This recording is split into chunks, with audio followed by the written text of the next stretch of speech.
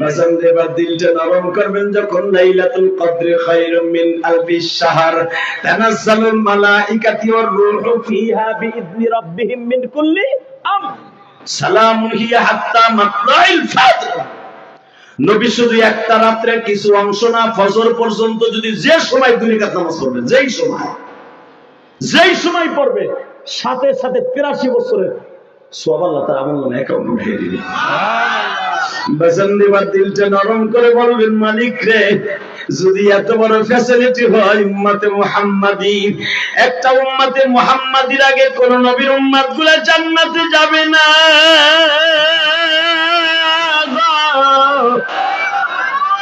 নবী আর একটা কথা বলে দেয়, আপনার উম্মতগুলো কিন্তু সর্বপ্রথম জাহান্নামে যাবে মায়ের হক আদায় না করার কারণে। আল্লাহর নামাজ না পড়লে আল্লাহ হয়তো মাফ করে দিতে পারে, রোজা না রাখলেও আল্লাহ মাফ করে দিতে পারে, যাকাত জীবনে এক টাকাও দেয় না আল্লাহ মাফ করে দিতে পারে, আল্লাহর হক জীবনে ঈদের নামাজও পড়ে নাই আল্লাহ মাফ করে দিতে পারে, জীবনে কোনদিন একটা রোজাও রাখে নাই আল্লাহ মাফ করে দিতে পারে। কিন্তু নবী কয়েকটা হক আছে কোনদিনও আল্লাহ মাফ করবে না, জাহান্নামে যেতে হবে। এক নম্বরে স্ত্রীরা হলো তার স্বামীর হক, দুই নম্বরে হলো সন্তান তার মা বাবার হক।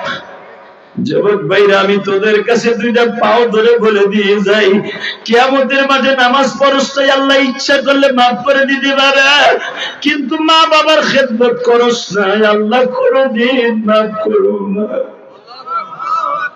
এমন যুবক এখানে আছে মা দুঃখিনীর কষ্ট দিছে, আছে না? বাবারে কষ্ট দিছে, বিয়ে করে আজকে আরাম করে বলসাউল মেনিয়া টাঙ্গাইল শহরে ভাড়া থাকে, ঢাকা শহরে ভাড়া থাকে, জনম দুঃখিনী মা বাবা এই টাঙ্গাইল কালিহাতি লুহুরিয়া গ্রামে বাবা ভাঙ্গা ঘরের মধ্যে খায়া না খায়া কাটায়, বলা একটা দিনের জন্য খবর হয় না। এমন একটা ঘটনা তোমরা আমার কাছে শোনার জন্য বারবার অনুরোধ করছো। হুজুর, আপনার একটা ঘটনা শুনি আমি বহুত কাঁদছি। তোমাদের এই গ্রামের একটা ছেলে বারবার আমার কাছে অনুমতি চেয়েছে, বাবা এ বাজান বাবা অনেক সম্পদ বিক্রি করিয়া একটা রিক্সা চালক বাবা তার সন্তানরে বাবা ব্যাংকের অফিসার বানাবার জন্য বহুত কষ্ট করছে, বাবা ব্যাংকের চাকরি দেওয়ার জন্য বাড়ি গাড়ি বেচছে, ভিটাটাও বেচছে বাবা, এখন গুচ্ছ গ্রামে সরকারি জায়গায় ঘর বাইন্দা থাকে। আল্লাহু আকবার করে বলো। মনে মনে ভাবছে সন্তানটা আলেম, সন্তানটা শিক্ষিত হইলে চাকরি পাইলে সব বাড়ি গাড়ি ফিরে পাবে, এই আশায় পোলাডারে সব বেইসা বেইসা মানুষ করছে। যুবক তোর পাও দূরে ধরছি ভাই। মানুষ করার পরে ব্যাংকে চাকরি দিছে, বেরেন ভালো ছিল, ব্যাংকের ম্যানেজার হয়ে গেছে। মতিঝিল 14 তলার উপরে ব্যাংকের ম্যানেজার বসা। হঠাৎ করে ব্যাংকের ম্যানেজার গরিব হোক আর ধনী হোক, আজকাল ধনীর মেয়েরা ওইটা দেখে না, ছেলের 12 জব আছে কিনা, চাকরি আছে কিনা এটা দেখে। বাপ রিক্সা চালক না ফকিন্নি না নৌকা চালক এটা দেয় না, বর্তমানে জামাই দেখে। আর ইনাগো জামানায় ওই ভাইজানের জামানায় দেখছো ওর বংশ কেড়ে, ওর বংশে লাঠি কয়না, ঠিক না বেটি? পয়সা দেখে নেই, শিক্ষিত দেখছে, দেখছে বংশ দেখছে। এখন আর বংশ নাই, এখন দেয় ছেলে। ব্যাংকের ম্যানেজার যখন গুলশান বনানের সবচেয়ে অভিজাত ফ্যামিলির একটা মেয়ে প্রেম করে বিয়ে করে যখন কইছে তোমার মা বাবার বাড়িতে যাবো, লয়ে গেছে মগায় মা বাবার বাড়িতে যাই দেখে বাপের ঘরে 2 চালা খান ঘর, টিনের, তাও সরকারি জায়গায়। বউ কইতেছে এরকম গরিবের ঘরে জন্ম নিয়ে তোমার লাগে প্রেম করে বিয়ে যখন করছি, কপালে যা ছিল তাই হবে, তোমার কাছ থেকে যাবো না। বাপ জিজ্ঞেস করে, বাপ এই যে মেয়েটার সাথে নিয়ে এসে এটা কে? এখন কানবি। পোলায় বলে ফেলছে, আব্বা এটা তোমার পুত্রবধূ। চট করে পোলায় বলে ফেলছে তোমার পুত্রবধূ। বাপ বলে আমি যদিও রিক্সা চালিয়ে করে মানুষ করছি, ঘর বাড়ি বেচা তোরে চাকরি দিছি ঘুষ দিয়া, এই কথা শোনার জন্য না যে তুই আমার সারা বিয়ে করবি আর তোর বউ আমি মেনে নিব। আমার সমাজে মুখ দেখাইতে হবে, আমার লুহুরিয়া গ্রামের ইজ্জত আছে, আমি একজন কলেজের টিচার ছিলাম, আমি মসজিদের ইমাম ছিলাম, আমি এলাকায় রিক্সা চালালাম, একটা দাম আছে যে আমার ছেলে একটা বিসিএস ক্যাডার। কথা বলেন না কেন? অতএব তোর এই বউ মেনে নিব না। যুবক তাকায় দেখি মা বাপ মাইনা নিল না, বউ নিয়ে চলে আসলো। হঠাৎ করে গুলশান বনানীতে ভাড়া রেখে বউ নিয়ে আরামে এসে খাচ্ছে। কয়েক মাস যাইবার পরে মা দুঃখিনী তো, মার অন্তরে ধাউ ধাউ করে জ্বলে উঠছে। রিপনের আব্বা, তোমার একটা কথা কই, কি রাগ করে না, পোলাপান যদি ভুল করে ওদেরকে মাফ করে দিও। তোমার ছেলে যে মানুষ হয়েছে এটাই তো বড়। আমরা বিয়ে করলে অনেক কিছু করার লাগতো না? যাও পুত্রবধূর এটা সালাম দিয়ে আসো, পোলাটা একটু দেখে আসো আমার পোলাটা কেমন আছে। আপনারা জানেন ওই পেপারে আমি গুনাহগারও দেখছিলাম, আপনারা অনেকে হয়তো চোখে পড়ছে কিনা জানি না। বর্তমানে আশ্চর্য ধরনের ঘটনাগুলো অনেক সময় ইউটিউবে বাবা, অনেক সময় ফেসবুকের ভিতরে পেপারে কাটিং এর মধ্যে পাইবেন, নিজের জীবনকে হেদায়েতের জন্য মালা বানায় নেবেন। যুবক, আমি যখন পেপারে কাটিং এইটা দেখতেছিলাম বিনোদনের মধ্যে, হঠাৎ করে এই ইতিহাসটা আমার চোখের সামনে পড়লো। আমি নিজে পড়ছি আর কাঁদছি। তুই আমার মুখে শুই না, এখন অজরে কাঁদবি। আমি জানি এখানে মা বাবার ভক্ত অনেক সন্তান আছে। যখনই বাবা আসছে 14 তলার নিচতলায় বাবা দাঁড়িয়ে আছে। ইন দি মিন টাইমে বাজানটি সিসি ক্যামেরা দিয়ে সারে দেখছে 14 তলার থেকে বাবা আসছে। দারোয়ান দিয়া বলতেছে ওই বুড়া যেন আমার উপরে আসতে না পারে।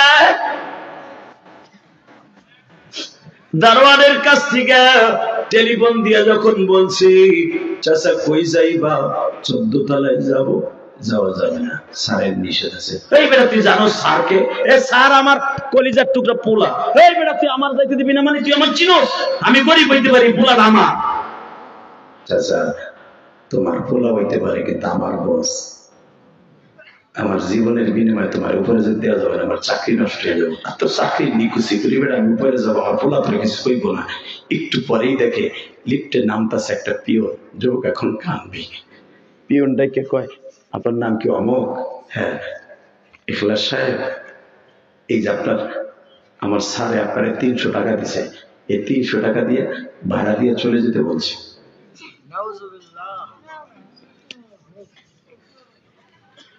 রিক্সা চালক বাবা একবার পিওনের দিকে তাকায় আর একবার দারোয়ানের দিকে তাকায়। তাকায় বলে আমার ছেলে আমার চলে যেতে কইছে, কষ্ট হয়েছে 300 টাকা দিয়ে ব্যাংকের। হ্যাঁ, টাকাটা তোমার হাতে রাখো বাবা, আমি এখন রিক্সার প্যাডেল মারতে পারি। তারে বলল তার টাকা আমার লাগবো না, তারে ভালো থাকতে বলল। বাবাই যাত্রা বাড়ি গুলিস্তানে সায়দাবাদে রিক্সা চালাইয়া 3 দিন থাইকা রেল স্টেশন ঘুমাইয়া কয়েক টাকা জোগাইয়া দেশের বাড়ি কুমিল্লা সদর দক্ষিণে গেছে। মা জিজ্ঞেস করে তুমি যে গেলা আমার পোলা তোমার লাগে ভালো ব্যবহার করে নাই? বাবা এক চোখে পানি আর এক চোখে হাসি দিয়ে বলে তো ছেলে আমার খুব আদর করছে। দেখো যে মার্কেট ফার্কেট কিনে নিয়েছি, কত টাকা দিছি? এই যে টাকা দিছে। বাস্তব ঘটনা। যখন দেখছে টাকাগুলো ঘাম লাগানো, ঠিক রিক্সা চালায় যেইভাবে কামাইয়া বাবায় টাকা দিত মার কাছে, ওই কোয়ালিটির টাকা। মা জিজ্ঞেস করে কি রে তোমার টাকা ঘাম লাগানো কা? ব্যাংকের টাকা না নতুন টাকা? বলে সব ব্যাংকে নতুন টাকা থাকে না, সব ব্যাংকে নতুন টাকা থাকে না। মার বুঝতে আর বাকি নাই, আমার ছেলে আমার স্বামীর সাথে ভালো ব্যবহার করে না। স্বামীর আস্তে করে বুকের মধ্যে নিয়ে কই সত্য কথা বলো তো, আমার ছেলে তোমার সাথে কি ব্যবহার করছে? বাপ বলে ব্যবহার সুন্দর করছে, দারোয়ান দিয়ে ধাক্কায় বাড়ি করে দিছে, পিওন দিয়ে 300 টাকা দিছে, আমি নাই। তুই ঠিকই বলছো, কষ্ট করে টাকা দিছিল, আমি নাই। এটা আমার রিক্সা চালানোর টাকা। আমি 3 দিন তোর পোলার বাসায় থাকি না, আমি রেল স্টেশনে ঘুমাইছি। মা বাবার মাথাটা বুকের মধ্যে নিয়ে তোমার পাও দুইটা ধরছি পোলার জন্য, বর দোয়া করো না, আমার জন্য দোয়া করো, কারণ আমরা দুইজন যদি বর দোয়া করি আমার পোলাটা কই যাইব। আমার কলেজের টুকরা স্কুল কলেজের বাইরে এইবার আমার দিকে তাকাবি আর চোখের পানি ফেলায় কাঁদবি। জীবনে নামাজ পড়স নাই, আমি যে বলছি জিবরাইল নবীরে বলতেছে, নবী আল্লাহ হয়তো মাফ করে দিতে পারে, রোজা রাখস নাই মাফ করে দিতে পারে, মা বাপরে কষ্ট দিলে যে কোনদিন মাফ করবে না আল্লাহ নিজে বলে দিয়েছে। যুবক, আজ থেকে তোর জীবনের লাইফস্টাইল চেঞ্জ করে ফেলবি। মা দুঃখিনীরে কোনদিন কষ্ট দিবি না, বাবারে কোনদিন কষ্ট দিস না। এই ইলিয়াসুর রহমান জিহাদি, এই বুকটা চাকু দিয়া বাইরে দেখ।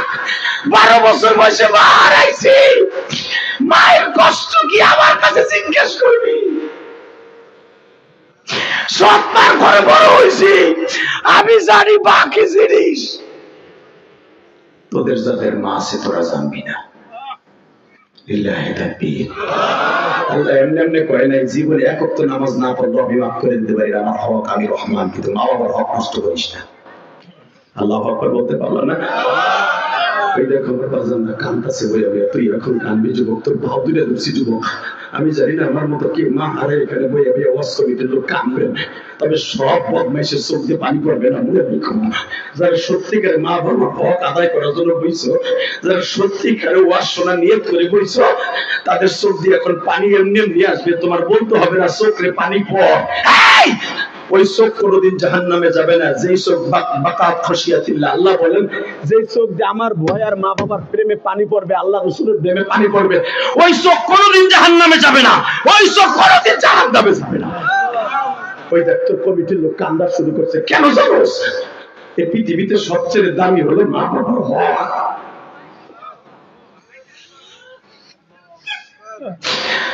দেখো ওই যে চেয়ারে বই আমার বাজান কান্দা,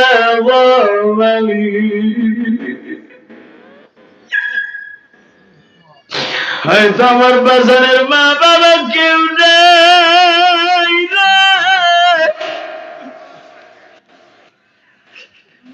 আল্লাহ আল্লাহ যারা কানবে এখন কিন্তু মাফ করে দিবে আল্লাহ। আল্লাহ আমার মা বোনরা যারা মহিলা প্যান্ডেলে কাঁদতেছে তাদেরকে মাফ করে দিবে আল্লাহ। ও মা, আপনি একদিন নতুন বধূ হইয়া শ্বশুর বাড়ি আসছিলেন এই গ্রামে, মা মা আপনার আব্বা আপনার 2 ভরি স্বর্ণ দিয়ে পাঠাইছিল, 5 ভরি স্বর্ণ দিয়ে পাঠাইছিল। মা আজকে ওই বাবা মাটির ঘরে ঘুমাই গেছে। কেমন আছে আপনিও জানেন না, আমিও জানি না। মা যেই ঘরে একদিন রোগীর শাড়ি পরে আসছিলেন, মা ওই ঘর থেকে সাদা কাপড় পরে বের হয়ে যেতে হবে। মা 5 কারা সাদা কাপড় পরে বাইরে যাইতে হবে। মা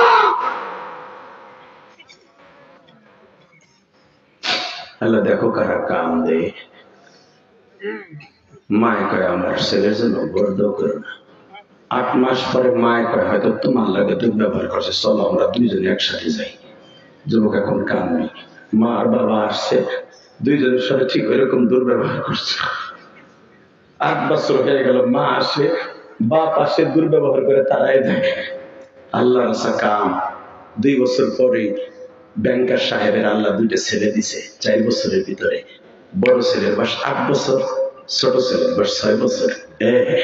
হঠাৎ করে রমজান মাসের 1 তারিখ গুলশান সেন্ট্রাল মসজিদে নামাজ পড়তে গেছে। আল্লাহর ওলি ওয়াজ করে ফেলছে, জুমার দিনে হুমায়া জান্নাতুকা ওয়া নারুকা। রোজার মাসে ওই যুবকের রোজা কবুল হবে না, ওই যুবকের নামাজ কবুল হবে না যার অ্যাকাউন্টে মা বাবার বরদোয়া আছে। আর বিশ্ব নবী বলছে 3টা তাকে 3বার পা দিয়েছে, আমার নবী বলে ফেলেছে। প্রথম তাকে যখন পা দিয়েছে নবী বলছে আমিন, দ্বিতীয় তাকে পা দিয়েছে বলছে আমিন, তৃতীয় তাকে পা দিয়েছে বলছে আমিন। বুখারীর হাদিস। জিবরাইল বলছে ইয়া রাসূলুল্লাহ, জিজ্ঞেস করলেন না তাকে 3বার আমিন বলতে বললাম কেন? বলো তো। প্রথম তাকে পাড়া দিচ্ছেন, আমি আমিন বলতে বলছি ওই সন্তান ধ্বংস হয়ে যায় যেই সন্তান তার মা বাবা বেঁচে থাকা অবস্থায় জান্নাত কিনে নিল না, ও ধ্বংস হয়েছে। আপনি এখন আমিন। 2 নম্বরে আপনার নাম শোনার পরে যারা দুরূদ পড়ে নাই ও ধ্বংস হয়ে যাক, আপনি বলেন আমিন। 3 নম্বরে রোজার মাস পাইয়া তার গুনাহ মাফ করাইলো না, রোজা রাখলো না, সে ধ্বংস হয়ে যাক, আপনি বলেন আমিন। আবার 2 বলে সাহাবীরা রে জিবরাইল কি আজকে জুমার মসজিদে আমার এই 3টা অপশন দিয়েছে, তোমরা 3টার ভিতরে থাকবা না। এই হাদিস যখন পড়ছে, ব্যাংকার তো শিক্ষিত মানুষ, অত শিক্ষিত মানুষ অত বুঝে লাইছে হাদিস, কষ্ট করে বুঝে লাইছে। হায় হায়, তাহলে এই 8 বছর আমি আমার মা বাপরে একবারও মা কইয়া ডাকি না, একবারও আমার আব্বারে একটা লুঙ্গিও দেই না। এত শীত যায়, এত মানুষের কম্বল দিয়ে আমার ব্যাংকের পক্ষ থেকে আমার বাপরে একটা শার্ট দেই না। আমার মতো হতভাগা কেউ নাই। বাড়িতে যে বাসায় যে বলছেন বড় লোকের বউরে কয়, মাইয়ারে কয়, তোরে বিয়ে করে আমার মা বাবার সব শেষ করছি। বড় লোকের মেয়ে চাট করে লাভ দিয়ে তারা কয়, এই হারামির ঘরে হারামির বাপ পা, তুই একটা হারাম খোর বেটা। আমি বড় লোকের মেয়ে হতে পারি, আমি বড় লোকের মেয়ে হতে পারি, আমারও মা বাবা আছে, তোরও মা বাবা আছে। আমি কোনোদিন তোর মা বাবারে খারাপ ভাবি নাই। তুই থাকো অফিসে, তোর মা বাবারে আমার নিজের মা বাবার মতো খেদমত করি। তুই তো জানিস না, তুই মা বাবার ডাক দাস, আমি দেখি আর তোর দুইটা পোলা